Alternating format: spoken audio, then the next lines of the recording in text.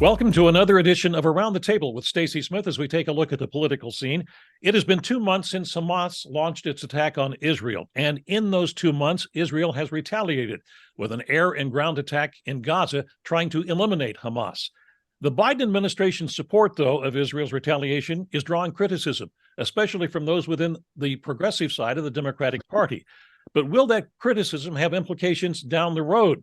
We will discuss that and a lot more in this week's edition of Around the Table with my panel of analysts, and I'm going to introduce them to you now. Here to offer their opinions, first, the former governor of Pennsylvania, the last Republican governor of Pennsylvania, Tom Corbett.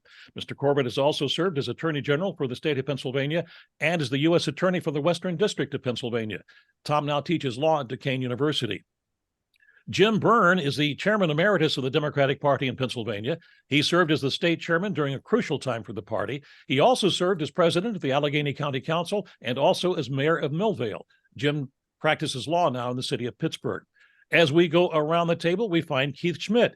Keith's background in politics goes back to the Reagan presidency, and Keith was the state director for former Republican Senator Rick Santorum for the state of Pennsylvania. He was also a consultant to Santorum's presidential bid in 2012.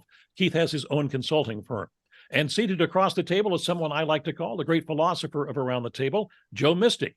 Joe is a guiding light for a lot of Democrats across the state. He's consulted on campaigns. He's also served in several roles in city government, including that as deputy mayor. Joe teaches law at Duquesne University, and you can read his thoughts on life and politics in the Trib. Gentlemen, thank you all for joining us for this edition of Around the Table. Now, one of those progressives we've talked about who has been critical of the Biden administration and the U.S. support for Israel is Congresswoman Summer Lee, whose district includes Squirrel Hill, which, of course, is home to a lot of those of the Jewish faith in the city of Pittsburgh. Joe, a group of rabbis already has written a letter stating their frustration and their anger over Lee's position. Is this going to be a problem for her down the road in next year's election? Well, I think it most certainly will be a problem, but not just because of the most recent controversy. There's been talk for some time now about her anti-Israel positions and the votes that she's cast. It's hard to believe that Squirrel Hill would be represented by a member of Congress who would take an anti-Israel position.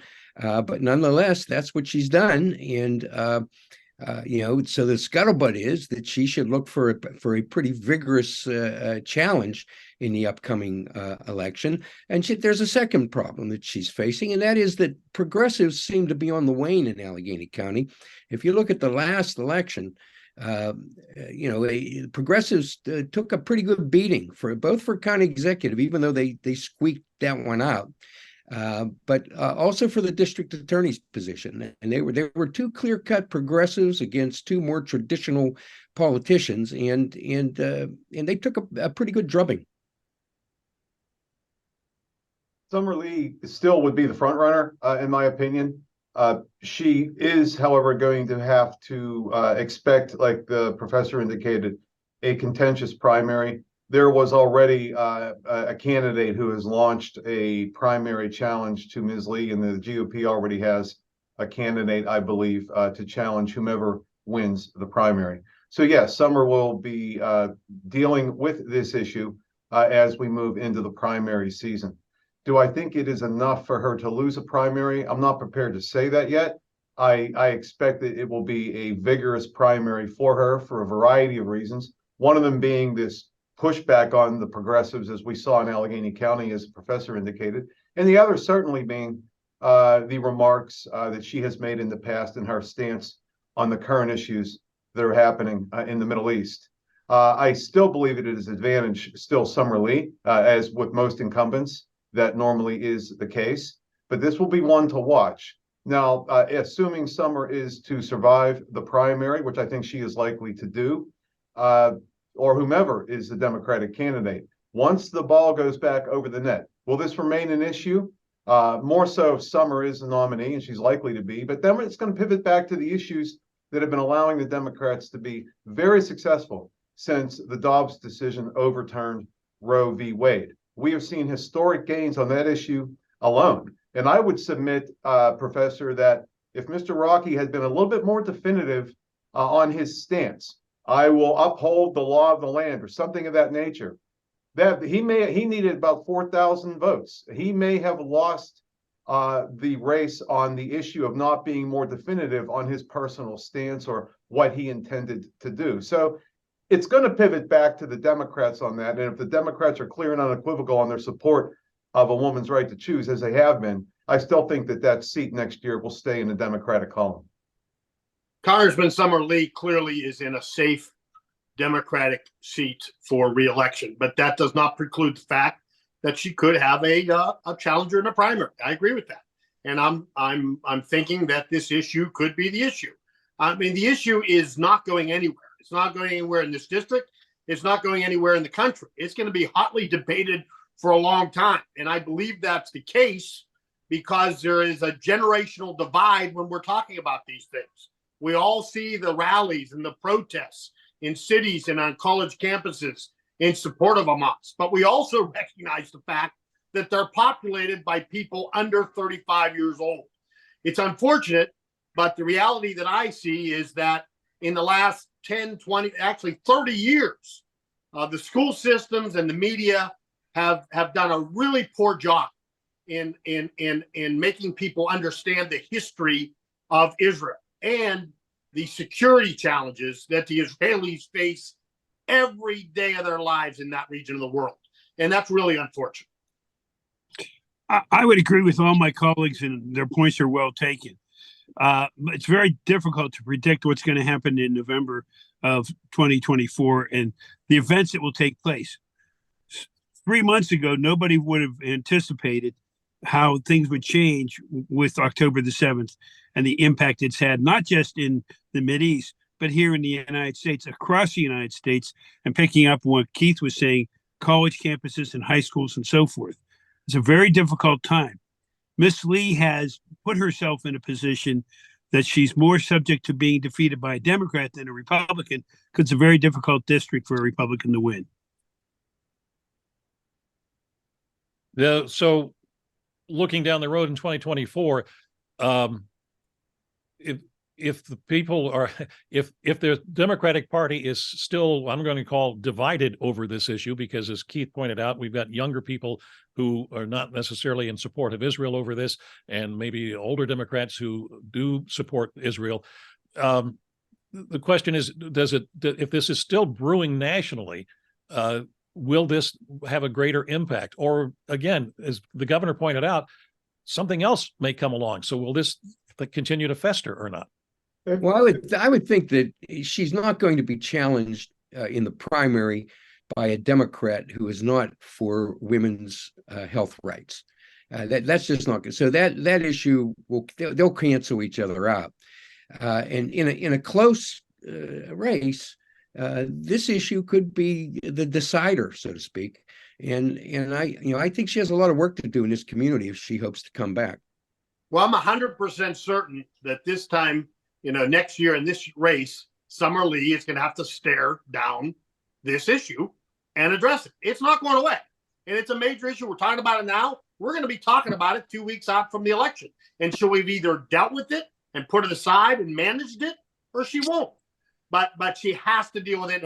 And quite frankly, I'm saying next October. No, she's going to have to do it May, because the real challenge is from the left. And we'll see if that happens in May. But I think she understands this already, and I have a feeling her handlers are going to handle this situation.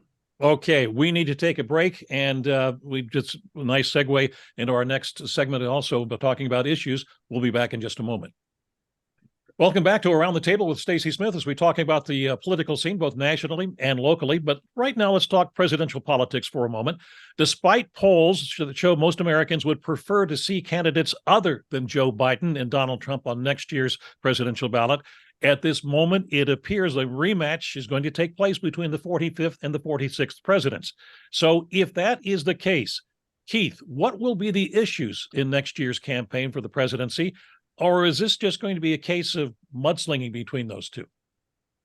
Well, I do understand the question, but I'm going to still start my answer by asserting the fact that I do not believe that President Biden will be standing for election. I think at some point he's going to step aside for another Democratic nominee. I think his his advanced age and his obvious decline in physical and mental health will preclude him from serving the good people of the United States for another term. But that said, regardless of who the standard bearers are in the Republican or Democratic parties, or if there's a third party, in my opinion, the issues are so obvious now, and we can agree upon them already, because a lot of these issues aren't going away between now and next year. I think the fact that over 8 million people have crossed the southern border in the first 2 years and 8 months of his term is going to be an issue next year. I think the instability of the American cities with crime and homelessness and the ongoing collapse of the commercial real estate market has to be stared down. The world's on fire. We have to deal with Ukraine and the funding of Ukraine and the provocative situation involving Russia, and now the Middle East, with no end in sight in the conflict there, which we think might eventually involve Iran. The ongoing tensions with China and the fact that we have to protect our interests in the sovereignty of Taiwan. And then finally, just the debt. I mean, the ever increasing debt that we're carrying as the American people, and the fact that in recent times, because of inflation and economic concerns, the American people's relying on credit is the worst of any 3 years in American history. So we're leveraged beyond belief, and I think they're going to have to stare down all these issues in next year's presidential primary season. You know, I agree with Keith that what he had said in a previous episode was that he didn't think either one of these candidates would be the candidates come the fall. Yep. But you know, if we're going to talk about a deteriorating mental state, you know, I turn my attention to Donald Trump. I mean, he's deranged. I have been rereading the speeches of Benito Mussolini lately, and you can't tell the two apart in large part. They use the same phrases, the same belittling of human beings, trying to take their humanity away. I think he's run off the rails, and I think that, you know, if it's that kind of matchup again, Joe Biden wins. If we're sticking to the hypothetical that if it's the two of them, we have to inject the variable of the independent candidate or candidates. RFK, Robert Kennedy Jr., is likely to be an independent. A couple of days ago, Liz Cheney made an announcement that she may be thinking about doing it. And I would suspect that if she were to do it, she as well could meet the criteria and the requirements and the qualifications to also be a candidate. It's already showing through polling that Robert F. Kennedy Jr. takes more away from Donald Trump than Joe Biden. I suspect that Ms. Cheney would also take non-MAGA Republicans away who would never vote for a Democrat. Both of these create an advantage for Joe Biden. So Mr. Biden, between now and then, needs to do a better job of communication. I truly think if it's a matchup between the two of them, even one-on-one, it's still advantage to Joe Biden once people are starkly and sadly and tragically reminded of Mr. Trump on the national scene. When he starts spitting his venom again, people will remember what it was like, and they will not want to go back to that time in our nation's history. So I think it would still be advantage Biden. He needs to do a better job communicating effectively on what he has done. He needs to do better there. The DNC needs to get behind him on that, and the White House communication needs to do better. GDP is up. Go through it. Inflation zero. Robust wage. We're the strongest in recovery post-COVID of the G7. Median wealth is up over the last 2 years. The Dow's near an all-time high. Hit these points, own them, take pride in them, take credit for them. He needs to do that and start to do a better job of it. The observation I have, again, is it's a long time before we get to the primary in Pennsylvania. And we have a number of primaries before that. These two candidates would appear to be the candidates that will be going forward. But what I reflect upon is that this country is as divided as we've been probably in over 100 and some years. And it's a close division. Each side has equal number. Any event could cause a win for the other side over one. And you just don't know what that's going to be. Again, we're talking health in regard to the president.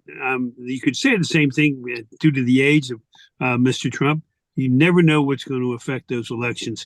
That's why I think you see that The Republicans are having the debate last night, and they continue to do the debates. I think really they're doing it just in case something happens. My question to folks is simple.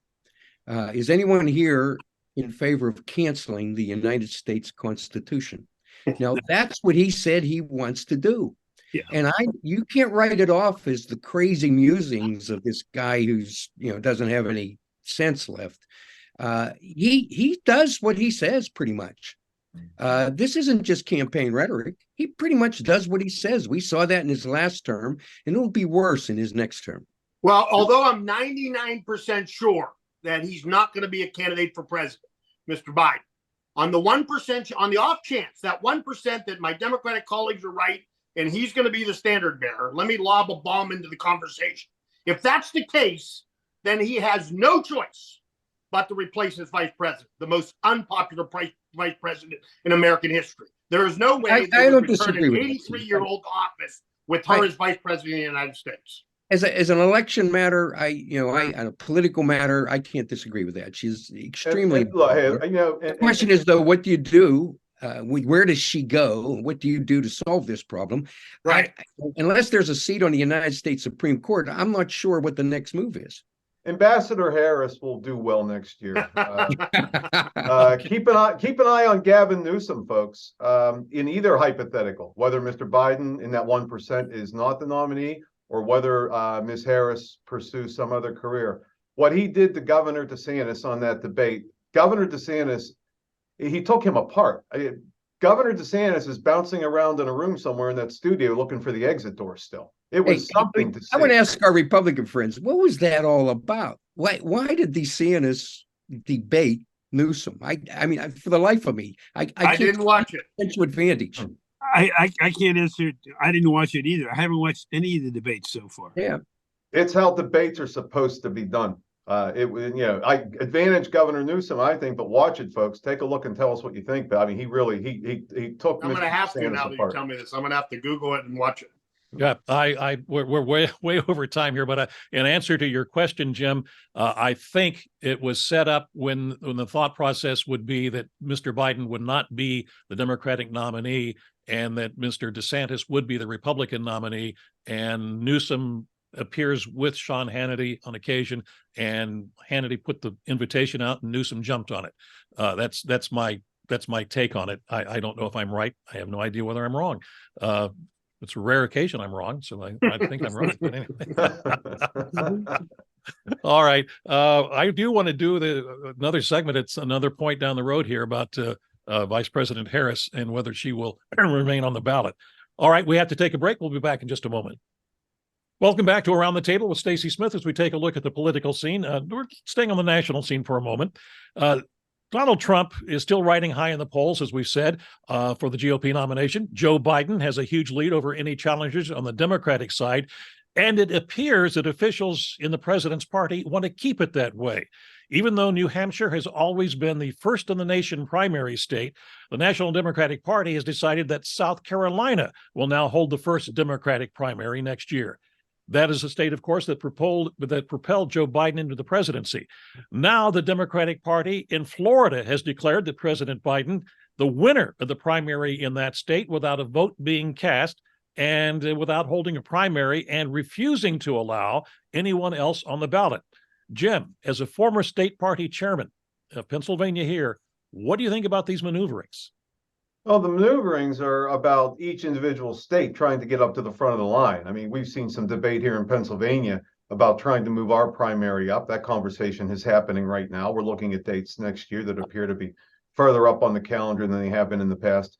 We have seen, it's a business decision. We have seen what happens when a state is up towards the front of the line as the votes are being counted and there is no clear-cut winner. Usually by the time we get to Pennsylvania, it's over. So that's why we're doing it here. That's the same dynamic we're seeing right now in New Hampshire and in Florida. But what these states, whether it's Florida or another state, what these state parties need to be very, very careful about. And if I were speaking to the current chair of Florida, this is what I would advise is you've got to really be careful about the perception that you are creating of backroom deals, of a fix. I mean, you're playing right into Donald Trump's hands, who always says, hey, it's been a rigged election, even though that's not true. But doesn't this type of maneuvering risk support of that narrative?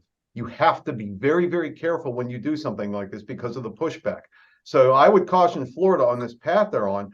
If you're going to do this, you better get ahead of that narrative better than you have so far. Define it, explain it, be transparent about it, and then proceed to continue to control it. That's the slippery slope that Florida's on, and I would caution other states to be very, very careful about going down that path unless you're very clear and definitive about what you're doing and why. I can't agree with you more, Jim. I mean, I think that would be actually the point I would make. It's back to the lack of understanding of civics with the American people, and whether they know it or not, parties don't have to hold any primaries. They could pick candidates in a hotel in every state if they want, but they don't see it as that. Since 1960, largely a primary process has occurred to choose nominees, and they actually think that's part of our laws, our Constitution. It's part of none of that, but that doesn't mean they don't think that. And if they feel like they're being manipulated, if Democrats think the DNC is trying to manipulate them, it could end badly, because I couldn't agree with you more. They don't want backroom politics. They want sunshine and transparency in these days, and they're not going to get it with those type of maneuvers. What happened in the summer of 2016 with Bernie Sanders and Hillary Clinton and the Donna Brazils and the Debbie Wasserman Schultz of the world, look at the outrage at the party establishment for what was a perception of backroom dealing.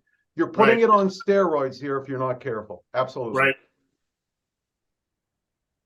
All I can see right now when I see that is a back room with people sitting around a big table smoking cigars. Well, we've all been in those smoke-filled rooms. I don't know what you're talking about. But oftentimes, they came out with a better slate. I mean, that's the problem. But I can't believe that the Democratic Party in Florida is telling their Democrats, we're not going to give you the choice of who you want to run as your presidential candidate, even though there's no opponent at that point in time. We're going to decide for you. Boy, that's a lot of fodder for somebody to run against down the road. Stacy, the four of us are completely against backroom deals unless we're in the back room. Unless you're in the back room, and somebody has to supply the cigars. And then we're okay with it. And somebody has to come up with the cigars as well. Are we a musical band, the Backroom Boys? The Backroom Boys. Backroom Boys. No. That could be a good one. I don't know. I guess I would throw this out to Jim and to Joe, I guess to all of you, and to Keith's point, who brought up about the backroom stuff, and Jim did originally as well. There is a lot of talk that Donald Trump is a threat to democracy. People can perceive this also as a threat to democracy, even though, as Keith points out, that state parties don't have to hold primaries. They don't, and that's back to my point initially when you raised this question. You have to be very, very careful to create a narrative or a perception, and just to look back to 2016 to see the result of that perception, and now look to Florida. And again, I caution Florida or any other state about the path they choose to take. And to be very, very careful about the narrative. And as Keith said, based on the crisis in civics right now and how things, there needs to be a better understanding of how it works, but there isn't right now. So it allows folks to create a false narrative and contrary to the intent of people that are doing these things. But back to the point about backroom deals, if people are coming out of a back room and saying, these are our recommendations, do what you want, we respect your decision, but this is what we recommend, versus because we said so. That's a variance there. And the days of those back rooms when David Lawrence could come out and say, because I said so, because you all have jobs through the state or for the county, those days are gone. So because I said so, the difference is when we had political bosses, David L. Lawrence, for instance, the smoke-filled rooms actually worked because we had leaders with a conscience, with a desire to give everybody a seat at the table simply because it was good politics. They were smart enough and strong enough to ensure that everyone had a seat at the table and build their political base that way. We just don't have bossism anymore. And as a result, these faux bosses, they just don't have what it takes. It doesn't work. We have to take a break, but Joe, you're not saying let's go back to smoke-filled rooms, are you? If I can get a David L. Lawrence, I'd go back. Okay, we need to take a break. We'll be back in just a moment. Welcome back to Around the Table with Stacy Smith as we take a look at the political scene. In the last couple of weeks, we lost three people who helped to shape this country's history. Former First Lady Rosalind Carter, former Secretary of State Henry Kissinger, and the first woman to serve on the United States Supreme Court, Sandra Day O'Connor. Governor, I'd like your insight on the significance of these three. Well, there's a very historic significance of all three taking roles that 10, 20 years before they assumed those roles, nobody would have seen. The First Lady being so active in the cabinet and in the administration of her husband, a woman getting onto the Supreme Court, and an immigrant, a Jewish immigrant, becoming the national security advisor and Secretary of State to two presidents here in their history. And they all pass on in their 90s or 100 within a month of each other. A lot of history will be ignored about those individuals because of the time of the year and everything. But I would think that if I was back teaching in high school like I did many, many, many years ago, I'd be spending a couple days on each one of them to teach the young children the significant role that individuals from various backgrounds have in our country, from the legal side, from the presidential politics side, and from the diplomatic side. I'm fascinated by the staying power of these three individuals and the influence they had for such a protracted period of time, for literally a half century. And all of them were born out of the 70s. Sandra Day O'Connor, our first Supreme Court justice, who was served as a woman to serve, became a judge in the 70s, became a Supreme Court justice, obviously in 1981, and really only three since, Justices Ginsburg and Kagan and Justice Sotomayor. So there hasn't been a lot since, and she served for nearly a quarter of a century and made an enormous impact, and people to this day know her name. Henry Kissinger, who only served 3 years and 8 months, I think, as Secretary of State, but literally advised almost every president, if not every president, and many foreign leaders continually until his passing at 100 years old. And then Rosalind Carter. I mean, when you think of American royalty, the closest thing we have is former first ladies and former presidents, and how she conducted herself with such dignity and such honor had an enormous impact on being an advocate for mental health and mental health awareness in the United States, and all the efforts at the Carter Center, including her efforts with her husband on Habitat for Humanity. What a remarkable example of family and faith. 77 years with the former president. Three remarkable stories, and it is hard to believe that we lose them in such close proximity. May they rest in peace. I have to add one thing here, Keith. You forgot the latest female on the United States Supreme Court, Coney Barrett. Oh, I'm sorry. You're right. We have. Yeah. I'm sorry. There's a fifth. Okay. Right, exactly. Right. Stand corrected. Right. Okay. Joe, your thoughts? Well, I'd just like to comment on Rosalind Carter, who I had the honor to meet and serve briefly in the final months of her husband's term. I think she's probably one of the finest Americans we've ever had. She did live with grace, as Keith has described it, in her work with the mentally ill, and the way we've had to rethink our attitudes towards the mentally ill, and the funding of those programs, and the necessity to give that cause a place at the table is just remarkable. I mean, she's changed people's lives greatly and forever, and she did it with style and grace and kindness, and we were lucky to have her. Jim, I hate to shortchange you, but if you only, I've got about 30 seconds for you. These experts stole all my thunder. I second everything they said, but the fact that these folks have remained relevant for decades past when they served speaks to the narrative of how historic and how brilliant they all were.